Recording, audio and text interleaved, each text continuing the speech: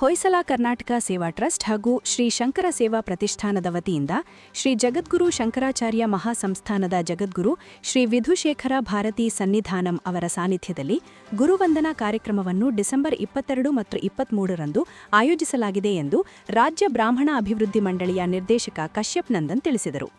ಸುದ್ದಿಗೋಷ್ಠಿಯಲ್ಲಿ ಮಾತನಾಡಿದ ಅವರು, ಡಿಸೆಂಬರ್ 22ರ ಸಂಜೆ ಮಹಾವೀರ ವೃತ್ತದಿಂದ ಪೂರ್ಣಕುಂಭ ಸ್ವಾಗ, ವೇದಘೋಷ, ಭಜನೆ, ನಾದಸ್ವರದೊಂದಿಗೆ ವಿವಿ ರಸ್ತೆಗೆ ವಿದ್ಯಾಗಣಪತಿ ದೇವಸ್ಥಾನದವರೆಗೆ ಮೆರವಣಿಗೆ ಮಾಡಲಾಗುವುದು. ಮೆರವಣಿಗೆ, ವಿದ್ಯಾಗಣಪತಿ ದರ್ಶನ, ಮಹಾಮಂಗಳಾರತಿ, ಜಗದ್ಗುರುಗಳಿಂದ ಕೈಲಾಸೇಶ್ವರ ಹಾಗೂ ನವಗ್ರಹ ದೇವರ ದರ್ಶನ ಮತ್ತು ಆರತಿ, ದಂಪತಿಗಳಿಂದ ಧೂಳಿ ಪೂಜೆ, ಫಲ ಸಮರ್ಪಣೆ ನೆರವೇರಿಸಲಾಗುವುದು. ಸಭಾ ಕಾರ್ಯಕ್ರಮದ ನಂತರ ಪಾದಪೂಜೆ, ವಸ್ತ್ರಮರ್ಪಣೆ ಸೇವೆಗಳು ನಡೆಯಲಿದೆ ಎಂದರು. ಡಿಸೆಂಬರ್ 23ರಂದು ಬೆಳಗ್ಗೆ 9:30ಕ್ಕೆ ನೆಹರು ನಗರದ ಶಂಕರಮಠಕ್ಕೆ ಶ್ರೀಗಳು ಆಗಮಿಸಲಿದ್ದಾರೆ.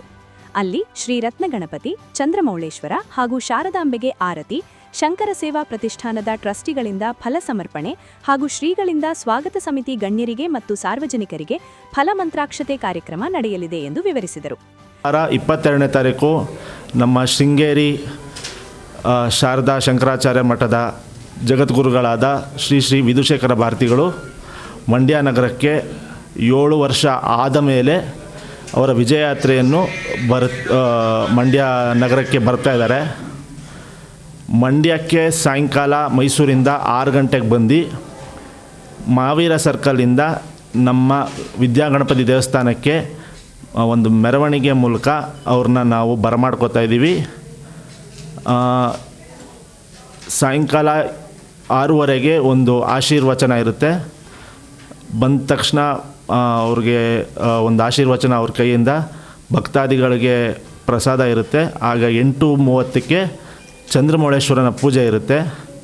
ಮಾರನೇ ದಿವಸ 9:30ಕ್ಕೆ ಅವರು ನಮ್ಮ ಶಂಕರ ಮಠ, ನೆಹರು ನಗರದಲ್ಲಿರೋ ಶಂಕರ ಮಠಕ್ಕೆ ಭೇಟಿ ಕೊಡ್ತಾರೆ. ಅಲ್ಲಿ ಕೆಲವು ಭಕ್ತಾದಿಗಳಿಗೆ ಆಶೀರ್ವಚನ ಮಾಡಿ ಫಲಮಂತ್ರಾಕ್ಷತೆ ವಿತರಿಸ್ತಾರೆ. ಪುನಃ ನಮ್ಮ ವಿದ್ಯಾಗಣಪತಿ ದೇವಸ್ಥಾನದಲ್ಲಿ ಎಲ್ಲ ಭಕ್ತರಿಗೂ ಫಲಮಂತ್ರಾಕ್ಷತೆ ಹಾಗೂ ಪ್ರಸಾದ ವಿನಿಯೋಗ ಮಾಡ್ತೀವಿ.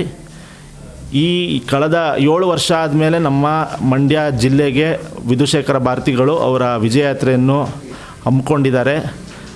ಈ ವರ್ಷದಲ್ಲಿ ಅವರು ದೇಶಾದ್ಯಂತ ವಿಜಯಯಾತ್ರೆ ಮಾಡಿದ್ದಾರೆ. ಏನಕ್ಕೆ ಅಂದರೆ ನಮ್ಮ ಜಗದ್ಗುರುಗಳಾದ ಶ್ರೀ ಶ್ರೀ ಶ್ರೀ ಭಾರತೀ ತೀರ್ಥ ಮಹಾಸ್ವಾಮಿಗಳ 50 ವರ್ಷ ಶಿಷ್ಯ ಸ್ವೀಕಾರ ಆದ ಒಂದು ಸುಸಂದರ್ಭದಲ್ಲಿ ದೇಶದ ಉತ್ತರ ಭಾರತದಿಂದ ಹಿಡಿದು ಕನ್ಯಾಕುಮಾರಿವರೆಗೂ ಪ್ರವಾಸ ಮಾಡಿದ್ದಾರೆ.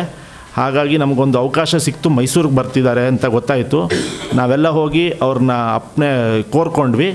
ನಮ್ಮ ಮನವಿಗೆ ಅಪ್ಪಣೆ ಕೊಟ್ಟು ಅವರು 22ನೇ ತಾರೀಕು ನಮ್ಮ ಮಂಡ್ಯ ಜಿಲ್ಲೆಗೆ ಬಂದು ಒಂದು ದಿವಸ ವಾಸ್ತವ್ಯ ಹೂಡಿ ನಮ್ಮ ಮಂಡ್ಯ ಸಮಸ್ತ ಜನತೆಗೆ ಅವರು ಆಶೀರ್ವಾದ ಮಾಡಿ ಶುಭೇಚ್ಛೆ ಆಗಿರಲಿ ಅಂತ ಒಂದು ನಮ್ಮ ಮನವಿಗೆ ಹೋಗೊಟ್ಟಿ ಬರ್ತಾ ಇದ್ದಾರೆ.